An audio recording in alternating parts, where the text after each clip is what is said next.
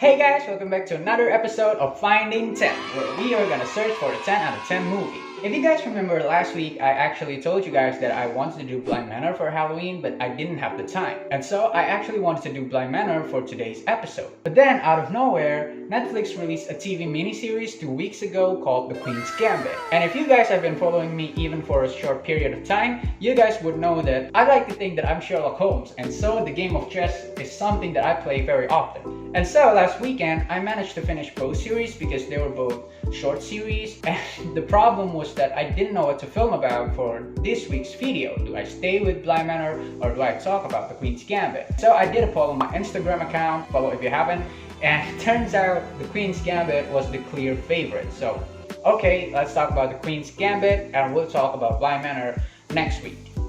The Queen's Gambit follows the story of Elizabeth Harmon, who is a prodigy in chess. The series sets in the 60s, and back then chess was Russian sports as portrayed in the series. Of course, we know Bobby Fischer is American, but really the USSR was such a powerhouse in chess. I don't think that's necessarily the case nowadays, but obviously the Russians are still a country full of strong players. My personal top 3 right now are of course Carlsen, Nakamura, and Daniel Dubois.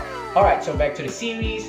Beth was an orphan little girl who found her love for chess during her time in the orphanage. She saw the janitor, Mr. Scheibel, play chess in the basement and eventually asked him to teach her as it caught her interest. At first, Mr. Scheibel didn't want to teach her, saying that chess is a man's sport. But then, Elizabeth started showing promise as a chess player.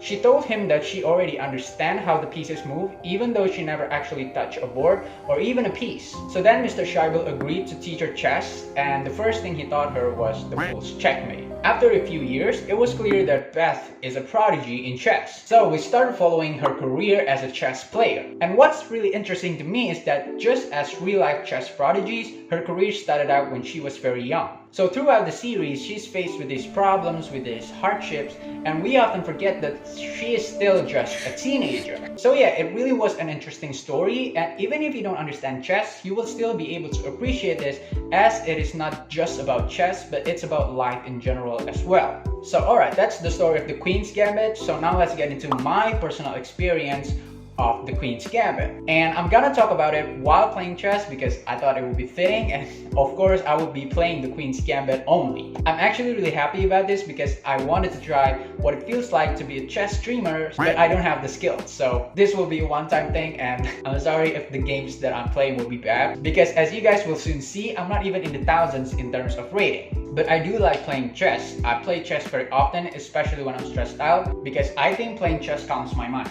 Alright, you know what? Let's play some chess. I'm gonna play rapid with 10 minutes so that I can actually have the time to talk. And you know what? Disclaimer, I think I'm gonna lose the games mostly because I'm doing this while recording, so I won't be able to focus that much on the game. Alright, so The Queen's Gambit.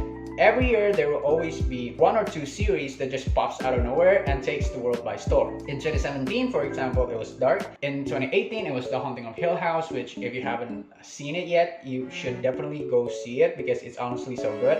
I don't care if you don't like horror, just go watch it. You won't regret it, I promise. And in 2020, it is The Queen's Gambit. And what makes it all the more amazing to me is the fact that it is about chess. I mean, it's a very niche market, and yet it managed to gain such popularity for being a good series. And to be honest, I found out about this series from my friend who doesn't even understand chess. So yeah, I applaud Scott Frank for pulling this off. I found out recently that he asked Gary Kasparov to be in set to oversaw the chess aspect of the series, and I think that's why the games that are portrayed in the series are actually interesting games. I suggest you go to my favorite chess channel, the Agatmator, to see the breakdown of those games because they're actually very interesting games.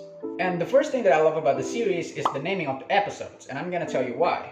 But of course, I'm not a grandmaster, so I may be wrong here, but usually chess consists of 3 parts: the openings, the middle games, and the end games. Openings are a set of moves to open your game. It is the part where you develop your pieces. The Queen's Gambit, for example, is a very well-known chess opening. This is the Queen's Gambit, just these 3 pawns here is the Queen's Gambit. Middle games are just, the middle part of the game, and end games are when there's really not that much pieces left on the board. But usually, end games occurs when there's no more queens on the board. So it was really fitting that the first episode is called Openings, the 4th episode is called Middle Games, and the 7th and final episode is called Endgame. They could have went the easy route and called the final episode Checkmate, but in real games, you almost never say checkmate, so I think they made the right call. And the second episode is called Exchanges, and Exchanges usually happens after opening, so I'm gonna show you. I actually haven't finished my openings yet, so for the sake of this video, I'm gonna start exchanging pieces. Alright, so exchanging pieces happens after you open. I'm just exchanging pawns, and alright, this is double pawns. This happens after exchanges. Of course, we just started the exchanging part, but I don't think that we will see double pawns again in this game. So third episode is called Double Pawns. A few moments later.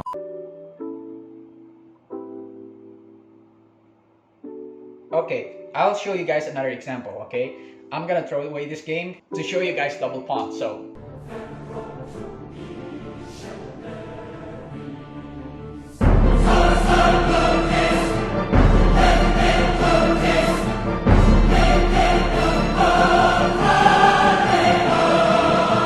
He's gonna accept this trade.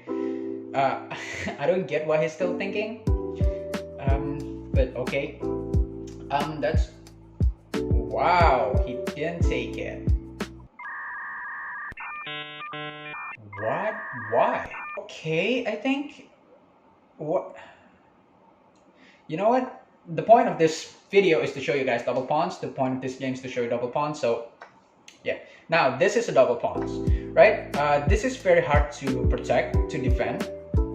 Of course, I'm gonna take this one, so it won't be a double pawns after this. But, okay, let's take for example that we've done exchanging pieces. You almost never want to have this formation because you can't really move the pawns here because it is blocked by your own pawn. So in order to move this pawn, you have to move this pawn, and therefore you lose a tempo. And that is why it is so fitting that in the third episode, Beth finally loses her tempo for the very first time, because it is the first time that she didn't win a game in chess. So yeah. And so the fourth episode, of course I'm gonna lose this. So yeah, the fourth episode is the middle game because it is the middle episode, so it is the middle game of the series. The fifth episode is called the fifth episode is called Forks. Now let's see if I can show you guys what fork is. Basically, a fork happens when a knight is threatening to take two pieces at the same time. A few moments later. Now, alright, so now I don't get why he's allowing this fork, but we're gonna get a fork. This is what it means to fork in chess.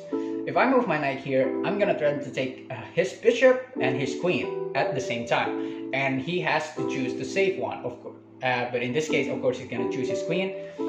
But the point still stands. That is why forks are very dangerous. You never want to be at the receiving end of a fork. And episode 6 is called Adjournment. It's basically just a break from the game. So yeah, it's basically a break. And in this episode, we actually saw Beth stop caring for chess for a bit. So yeah, it was her break from chess. I don't have the time. I'm losing this game. You know what? Let's just resign and play another game.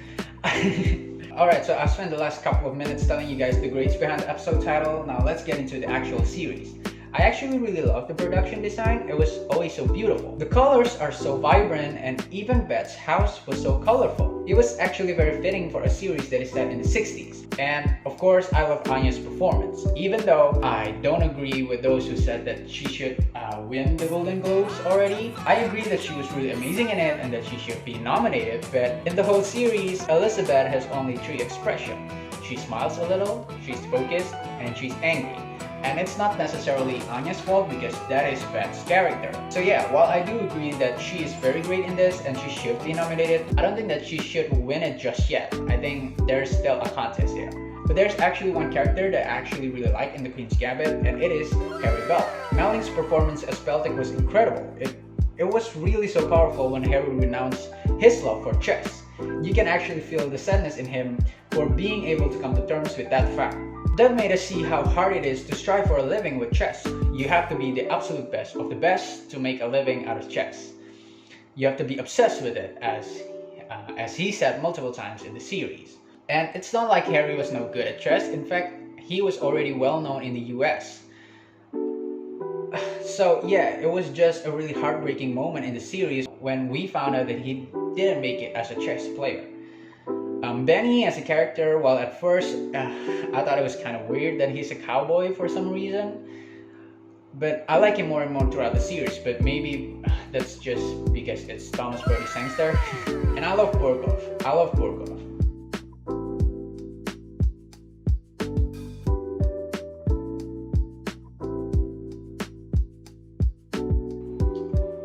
Alright, let's stop playing chess. It's so hard to talk while playing chess. I don't know how chess streamers do it all the time. Alright, so let's get back into the reason why this series is great. The last thing that I need to mention is the script. If you've realized, The Queen's Gambit is a very script-based series. Throughout the series, it's actually 90% just talking and 10% chess. The script managed to show so many different aspects of Beth's life while still being coherent to the story. And speaking about the script, I want to tell you guys my favorite top 3 scenes from The Queen's Gambit. Number 3 is Beth's final fight with Borgov. At first, I thought this scene would be the best scene in the whole series, but now that I think about it more, it's actually not. It's super great and there's a nice moment between Beth and her friends, but it falls onto number 3. And in number 2, there are actually 2 scenes. It is the US Open scene. So basically just Beth and Benny battling out on the board. Now, the first US Open was so amazing, especially during Beth's explanation towards Alma. To be honest, I don't understand what the hell is she saying, but it just sounds so cool. And the camera movement was so amazing. And the second US Opens, while it didn't show any interactions between Beth and Benny whatsoever, the editing during the second US Open was so cool and so fun. And you know, it's very engaging.